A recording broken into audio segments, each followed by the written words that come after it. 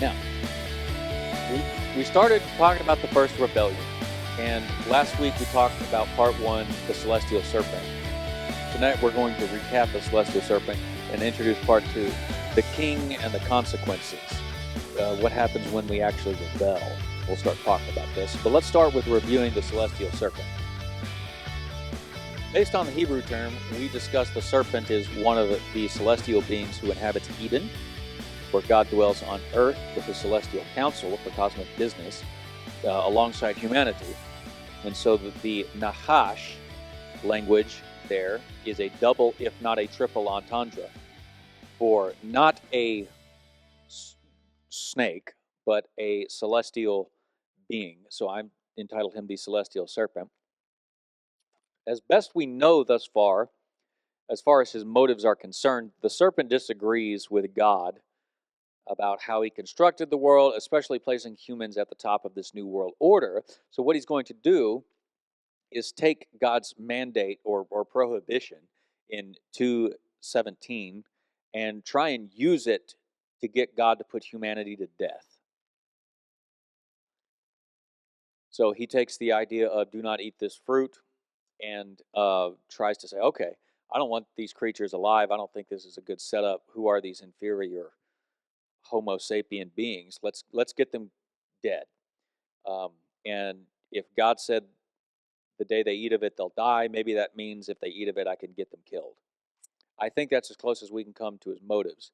He speaks only 2 times, both times to the woman, and we surmised that the likelihood that the serpent chose the woman was because she wasn't created when God gave the prohibition in 2:17 about do not eat of the tree of the knowledge of good and evil, which doesn't make her inferior, but it does make her potentially an easier target than the man, her husband. We also discussed a little bit about what the tree of knowledge of good and evil was. It represents a choice God gave humanity.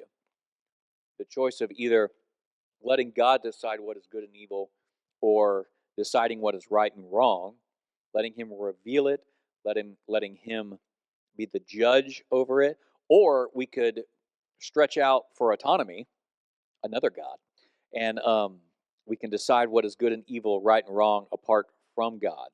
And if we do this, bad things will happen. Seeking autonomy from God only leads to the inevitable ending of God-given life.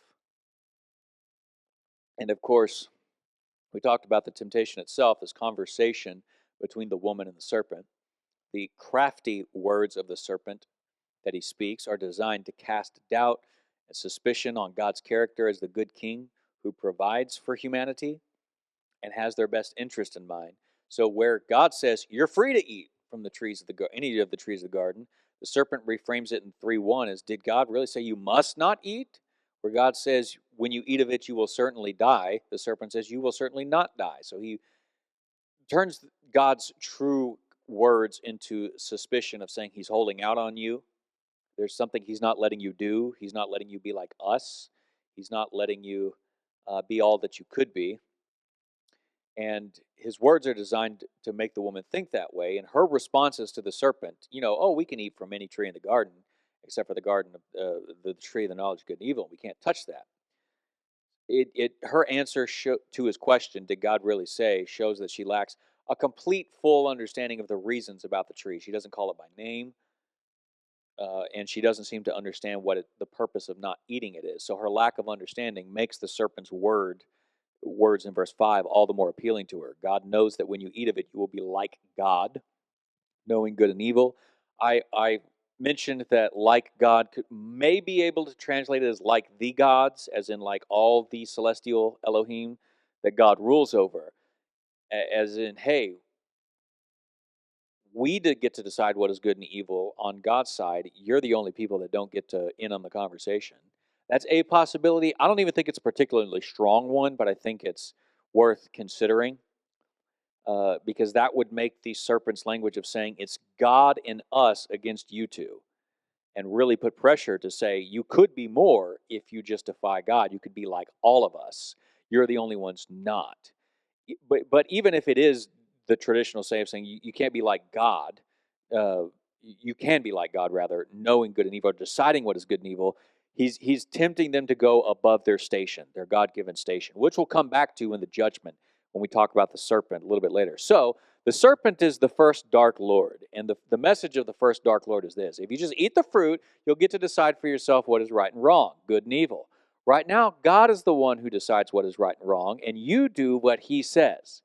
But you don't have to live under God's rule. Things would be better if you take that power apart from God and decide for yourselves what is good and evil and right and wrong. See, he's holding back from you. He's keeping you in service to himself and his designs for the world when you could rule without his designs constraining you. You could be greater kings and queens apart from God.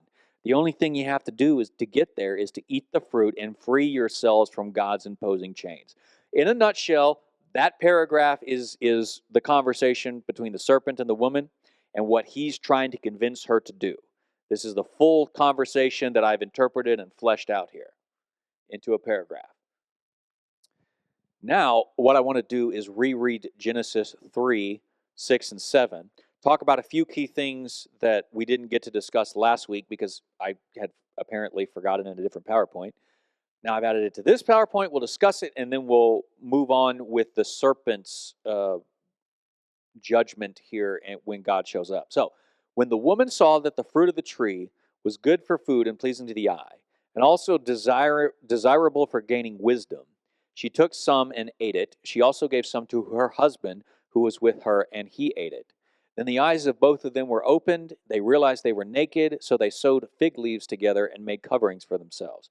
Now, what we did talk about last week was the language of the fruit of the tree was good for food and pleasing to the eye, the exact opposite of the phrase in chapter 2, which is pleasing to the eye and good for food, because her thinking is now upside down. She looks at it, she desires something she cannot have or should not have. She can have it, but under the wrong desires and circumstances. And so she's upside down in her thinking, which is why she takes some and she ate it. But what we want to talk about now is this line, she also gave some to her husband who was with her, and he ate it. So the question is, where was Adam and what was he doing this whole time?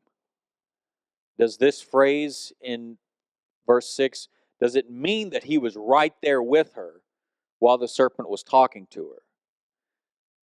And I will say that is possible, but it doesn't need to be interpreted that strictly literal sense.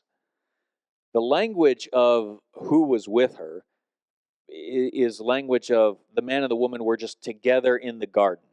She gave some to her husband who was with her in the garden. It's language of saying it means that they're both there in the garden.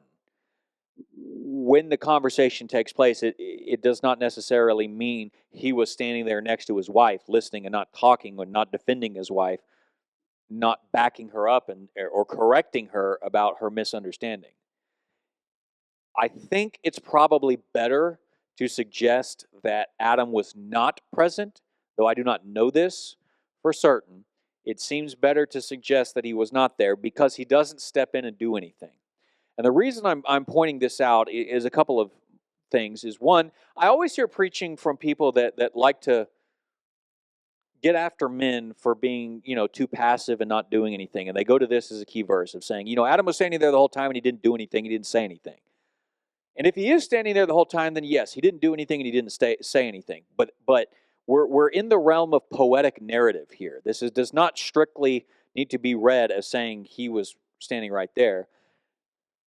And in some ways, that makes it worse for Adam, but we'll come to that in a second. Sure, a lot of men need to take up responsibility where they abdicate it, and that's a real problem with masculinity today, is we want somebody else to do the work that's required of us by God. But just so you know, I don't think it needs to mean that Adam was standing there. I just think it means they were together in the garden. That when it says her husband was with her, it just means they're sharing the garden together. I don't think that needs to be taken as strictly as some people do. Even if the conclusions of saying, so you see men, get off your butt and start doing your job, might be a valid conclusion, I don't think it's based on the strongest evidence in the text, all right? But in some ways, the fact that Adam probably wasn't there actually makes it worse, because he doesn't have to be tempted to do what he does. When Paul in 1 Timothy 4, no, 2:14, I think that's the verse, says, he's just got through saying something like, I do not permit women or possibly wives to have authority over their husbands, or over men. I think it's probably supposed to be more, I do not let women in church gatherings have authority over their husbands, because it was the woman who was deceived and ate the fruit and became a sinner. He says that around chapter 2, verse 14, I think. Uh, the woman was deceived, ate the fruit, and became a sinner. So Adam, for him, it's far worse because he wasn't even deceived. Nobody convinced him to do anything. I think Adam consciously and willfully chooses to do as his wife has done with little to no prompting as far as the story is concerned. And that's part of what makes this a rebellion. He knows what the fruit is, he knows it's forbidden, and he chooses to eat it, maybe for the same reasons as the woman, but we don't so much get his reasons. We don't know how much of the woman needed to persuade the man, uh, or didn't need to persuade him, because ultimately it's not relevant. All that matters is that Adam, who was present when God issued his kingly decree not to eat this particular fruit, has consciously and deliberately rebelled against that king's command, regardless of what thinking led to it. So we get more of the POV from the woman because she's targeted by the serpent, but also because whatever the man's motives are irrelevant. He knows darn good and well what he's doing, what he's not supposed to do, what he's choosing to do, which is why, as we go through these next few weeks of the judgment that comes on the serpent, the woman, and the man has the longest, harshest, most climactic judgment placed on him that affects the woman. And the woman has the shortest, simplest judgment, in which the word cursed isn't even used. And I think that's intentional if we follow the flow of the story. So I don't really know what was going through Adam's mind here, but let's see if we can discern a couple of things. Because Adam's feelings and motivations are not explicitly expressed in the story like the woman's, but considering the actions he does take, I think we are meant to understand that he was as convinced to do the deed with little prompting. Maybe he felt all the same things she does in this moment, maybe not. If you read Paradise Lost by John Milton, a popular idea 400 years ago was that Adam just loved his wife Eve so much that after he realized that she had done this and that she was going to die, he chose to eat the forbidden fruit and just join her in rebellion and sin so that he could die with her, because he was just so in love with his wife. Which sounds romantic and lovey-dovey for the Puritan mindset, but that's also not in the text. And John Milton follows that in Paradise Lost. Granted, he's writing everything in this epic poetic fashion of the day, and so he has to give these emotional promptings to it.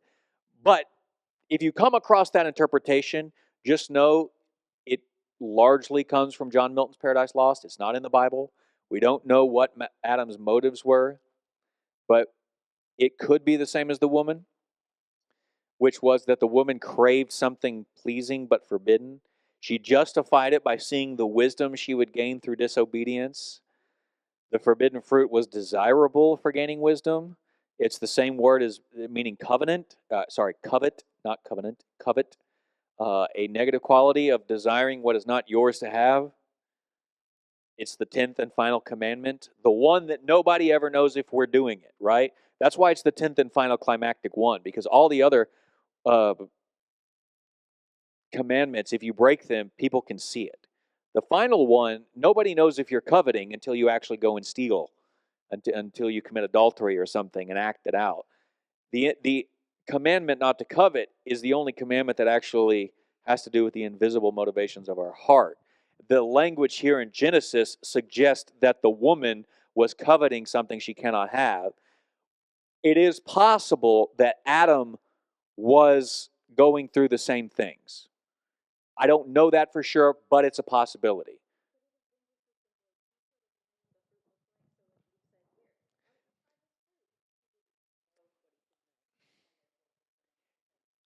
In the sense that we don't have an answer to it, I would say that is possible. However, I think that rather unlikely that he didn't know what the fruit was, what the tree represented. I wouldn't be shocked to find it out one day that God said, "Look, don't eat from that tree," and he like pointed off in the distance or something. I suspect that yeah, that is true. Yeah, that is true. I mean, the next section is she saw it, she took it, she ate it, she gave it to him, and he ate it. And so, granted, this is probably scene shifted away from the tree. Again, if I'm right that Adam's not there with her and she took some of the fruit to go find him, maybe he's not putting in a whole lot of thought and stuff and realizing it. That is a possibility.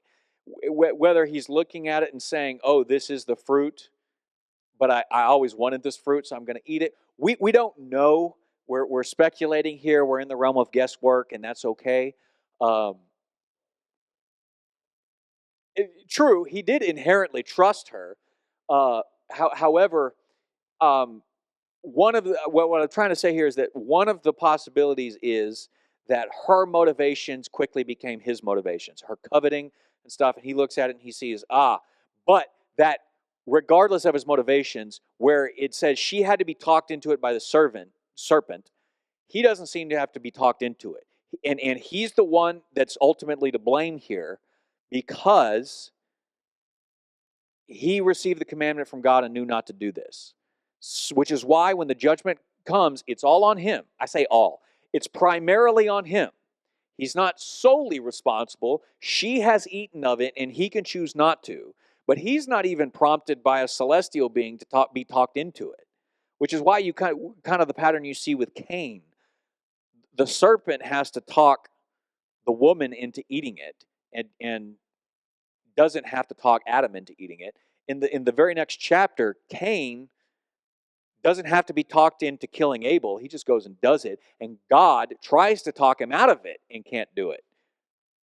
It's an interesting parallel where you're seeing glimpses and very unclear glimpses of what their motivations were at the time.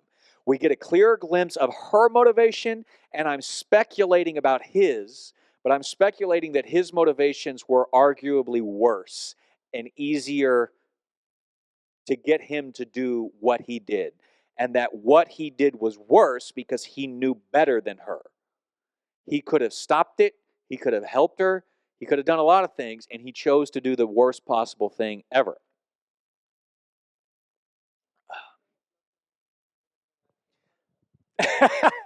And look how good that has gone for humanity, right?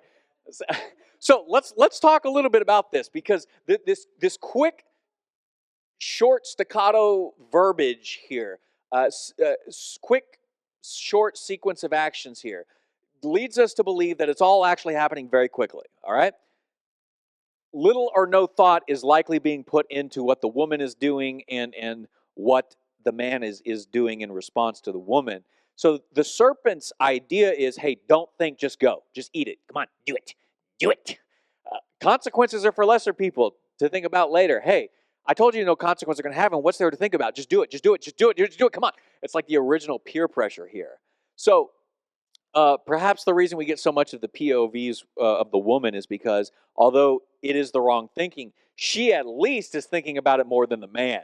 Is she thinking about it more than the man because men just eat whatever their wives put in front of them? Could be. I don't know. This is the first marriage. Who knows what their relationship was so early on? But what I want to point out is this: being a man of action is not the same thing as being a man of a true virtuous wisdom.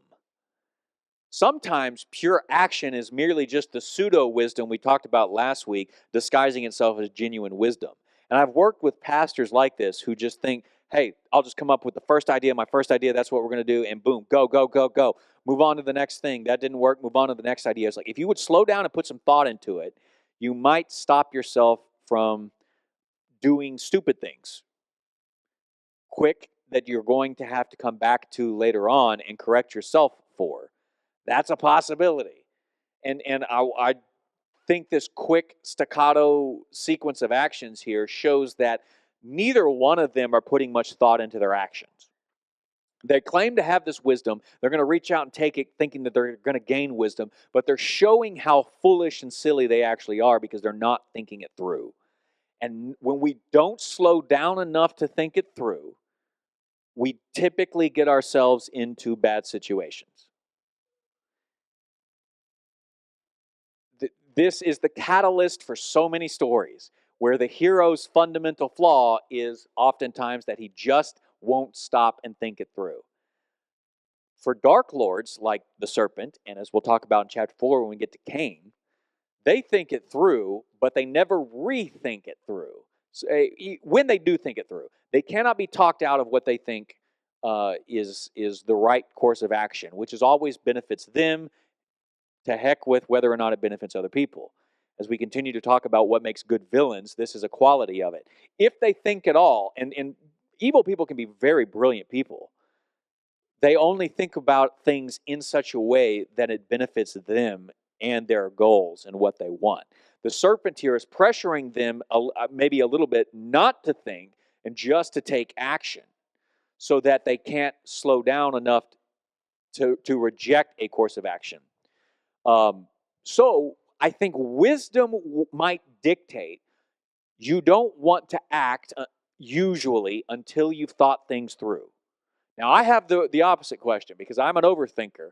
I think it through. I find the proper course of action, and by that time, so much time has passed. I'm like, well, what's the point of taking more action now? I could just keep thinking it through or something.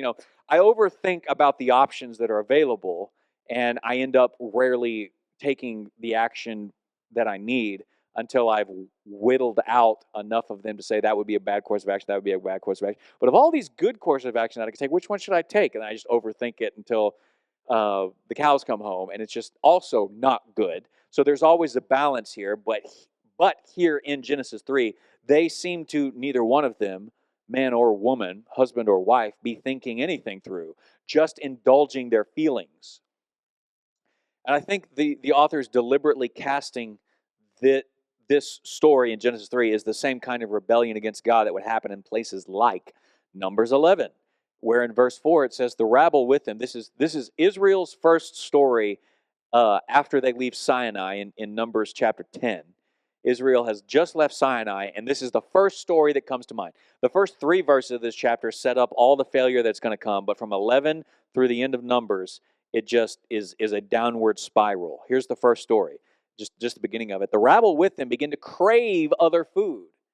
And again, the Israelites started wailing and said, if only we had meat to eat. We remember the fish we ate in Egypt at no cost. Also the cucumbers, the melons, the leeks, the onions, and garlic. Now we've lost our appetite. We have nothing to eat but this manna. We never see anything but this manna. So they're grumbling, they're complaining against God, and they say, for over a year now, we've eaten nothing but this manna, which is probably an exaggeration. They had flocks, they had sheep, they could eat meat if they wanted to. But now they say, we want meat, and they start making demands of God. Now, this word that I've underlined up here in verse 4, crave, is the same Hebrew word for pleasing in Genesis 3:6. Sometimes the word play here is that sometimes what we crave most, we deliberately look at as the most pleasing form of it. Sometimes what is most pleasing to us, that we most crave, is not the thing you want to indulge in. But what happens is when we covet, when we crave, when we find what's pleasing to ourselves and we go after it at all costs, we justify our actions after the fact. Or we find ways to justify it so that we take the actions we want. We can't be talked out of it. Again, this is Cain's story in the next chapter. You know you're wrong, but based on the strength of your feelings, which we're often just choosing to indulge anyways, you're going to take certain actions and justify those actions, and that in itself is the essence of rebellion. When you know you're wrong, but you're going to pursue what's wrong and find a way to justify it just so you can indulge your feelings, your cravings, your pleasures, your pleasing.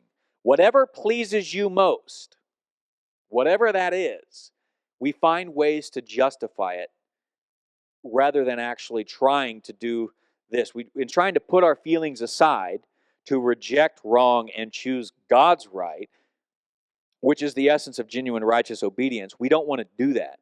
Not to mention, not just righteous obedience, it's the pure essence of loving service towards other people.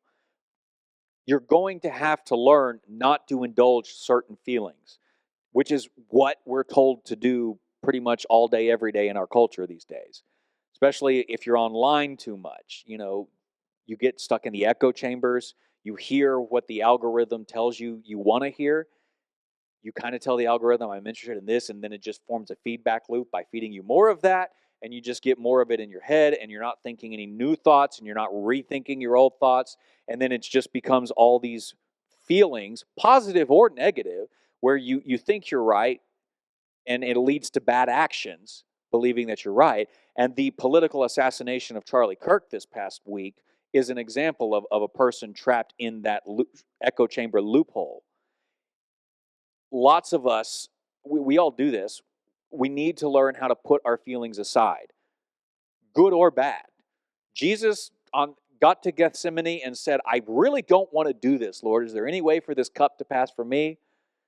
And he says, but regardless, not my will, but yours done. I'm not here to do my will. So despite the fact that this is the way that I'm feeling, I'm going to put my feelings of not wanting to do this aside, not wanting to suffer, and I'm going to go do your will. That's the essence of mature godly faith. The essence of immature faith can be answered like this. If I asked it this way, what is the fundamental problem with the world that Genesis 3 is getting at? Genesis 6 will expand upon it. Genesis 11 will superimpose it on all humanity. But what is the fundamental problem with the world that starts right here in Genesis 3? I can narrow it down to one sentence. God is not allowed to rule unchallenged. It's not that he doesn't rule. It's not that we've in any way stopped him. It's that we dare challenge him to his kingly rights. We think we know better than God, and we challenge him through our choices. That is what we do. And it's not good. It doesn't work. And what you see in the Bible is God trying to undo this fundamental problem. Stop challenging me. Start submitting to me. Trust me again. Don't look at me with the same suspicion that the serpent portrayed me in the garden. Look on me with trust. Look on me with faith and do what I say. Things will go better for you. At least, maybe not circumstantially, but you'll at least have a better relationship with yourself because you have a better relationship with God. Because now, in the latter part of where are we in? Verse 7? This happens to Adam and Eve. They become self-conscious. They realized they were naked, so they sewed fig leaves together and made coverings for themselves. They had no problem being naked with each other 5 minutes ago. Now they can't stand the sight of each other because they can't stand the sight of themselves. All of a sudden, this is what happens when we try to open our own eyes, so to speak. Our eyes may be opened, but we're tainted with shame, so that what we do is always insufficient and often abusively accusatory, especially in the husband-wife relationship. And I mentioned this just to get us a little bit further ahead here in the chapter. But first, in verse 7, their clothing for themselves is insufficient. They make clothes for themselves. They try to hide their self-conscious perceptions of themselves from one another. They're going to hide from God, and when God comes along to call them to account, which we'll read in just a second, we learn the abusive accusations of verses 12 and 13. They blame each other instead of taking responsibility for their own actions when God calls them to account. So much for godlike wisdom. God's wisdom doesn't make us self-conscious, but you have to obey that wisdom. Here, they've sought their own pseudo-wisdom, reached out in disobedience, and this is what results from it. Separation from each other, separation from themselves, and now, in verse 8, they begin to see separation from God. Genesis 3:8 says, Then the man and the woman heard the sound of Yahweh Elohim as he was walking in the garden in the cool of the day, and they hid from Yahweh Elohim among the trees of the garden. But Yahweh Elohim called to the man, Where are you? He answered, I heard you in the garden, and I was afraid because I was naked, so I hid. And he said, Who told you you were naked? Had you eaten from the tree that I commanded you not to eat from? The man said, The woman you put here with me, she gave me some of the fruit of the tree, and I ate it. So Yahweh Elohim said to the woman, "What is this you've done?" The woman said, "The serpent deceived me, and I ate." So Yahweh Elohim said to the serpent, "Because you have done this, cursed are you above all livestock and wild animals. You will crawl on your belly, and you will eat dust all the days of your life. And I will put enmity between you and the woman, and between your offspring and hers. He will crush your head, you will strike his heel." So we're going to at least get started with this. We may finish up this portion next week along with the woman's one verse of judgment. So we'll go for about 5 more minutes and see where we can get for this. Let's back up to verse 8. This language of verse 8, they heard the sound of the Lord God as he walked in the garden in the cool of the day. Okay. The hero, God, is arriving to deal with the evil and the rebellion in his kingdom. The good king is coming to deal with the problem. Now, verse 8, this sound of Yahweh God walking in the cool of the day could be translated to read something like, they heard the thunder of Yahweh coming in the whirlwind. The sound is the Hebrew word for thunder. The sound of walking in the cool of the day, you could translate it as coming in the whirlwind. This is a strict possibility. The language would imply that Yahweh is coming specifically to judge the rebels, and it makes more sense of why the man and woman are hiding. Yeah, we heard you coming, God. We just fled because they know what they've done and they know they're in trouble. Exactly, just like kids. Kids always know when they've done wrong and when they're about to get in trouble for it. So, another point that makes this more plausible throughout the Old Testament is that coming to speak to someone in a storm manifestation, a theophany, is a somewhat common way that Yahweh appears to humans in the Old Testament. For instance, both Moses and all of Israel on Sinai in Exodus 19:20 and some of the other verses. In Job 38 and 40, when Job is making demands that he wants God to show up and explain his actions, God actually, surprisingly enough, does show up. He shows up in the manifestation of the whirlwind, which makes you think judgment is coming. And then he says a bunch of rhetorical questions to Job. Where were you when I laid the foundations of the earth? And he ends up not judging Job. He does not show up in the whirlwind, in the storm, to Elijah in 1 Kings 19, because that's what Elijah wanted. Elijah fled back to Sinai after the prophets of Baal are wiped out. And Jezebel, queen of the northern kingdom of Israel, says, "I'm going to kill that Elijah." And he flees, and he goes way down south, and God just shows up in the gentle whisper. He doesn't show up in the wind. He doesn't show up in the storm, the fire, the earthquake. He doesn't show up in any of that. Any of these powerful manifestations that he does in Sinai where God made the law, because Elijah is trying to manipulate God to show up in power. So God shows up in a gentle whisper and says, "The heck are you doing here? I didn't call you to come down here. I didn't tell you to show up here. What are you doing?" And he lets Elijah explain himself. And then he talks with Elijah and he says, "Go back to where I called you to be, fulfill your ministry, and do these specific things. And just know that you are not alone in having to do this." Okay? So it's a common Old Testament way that God does show up to major characters. It's entirely possible that this is what's going on here in the garden. And you may not have ever heard it that way, but that is a valid interpretation based on a valid translation. Okay? Now, what is the first thing that God does here? As a whole, he doesn't come to forgive their sin. He comes to judge their sin. This is what good and holy God always does. Judgment is always God's first response to sin, not forgiveness. Forgiveness is only possible once holy God deals with sin. Now, he mixes all manner of grace into this judgment. We'll talk more about that as the weeks go on. But let's make no mistake. I think he's here to judge, and that's what he does. But he also, verse 9, takes the initiative to seek humanity out in order to set things right again. With humanity, he has to deal with the wrong, and that's what he's here to do. And the first thing that he does is he calls to the man, not the woman, to be accountable. "Adam, what is this you've done? Where are you and what have you done? I'm over here, God. I was afraid. I really have to wonder what Adam's vocalization of this was. Standing behind the woman?